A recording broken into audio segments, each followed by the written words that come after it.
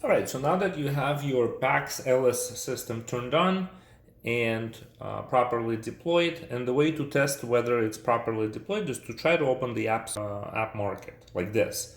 And if it opens, that means you're good to go. If you get an error, it'll sort of give you some guidance. And in that case, you can definitely follow up with us and we'll give you the proper assistance that you need. At the app market here, what you want to search for is CorePOS and just do a search. And you would find this app right here, CorePOS. This is another one that we'll talk about shortly, but let's go ahead and get this thing installed. And it's just pretty simple. And then we're ready to go. So at this point, you would need to have a login account. Now, if you don't have a login account, again, reach out. Here's the number, right, and the email address. And when you reach out, if you are a sales agent, we'll set you up with a sales demo account that you can use on your own devices.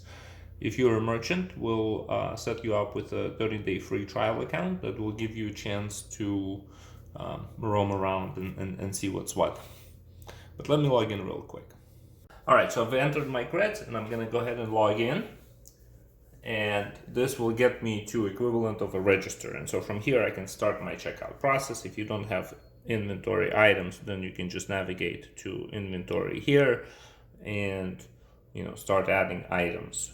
These are the categories, these are items, discounts, and so on. What I want to do next is talk about this little guy. So this right here is attached to the other side, right? Like, so it goes like this, facing customers, and this is where they pay with credit cards and such.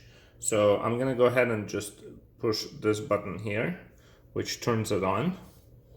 And what I'm gonna do next is push the payment app to this device so that we can actually start processing the payments.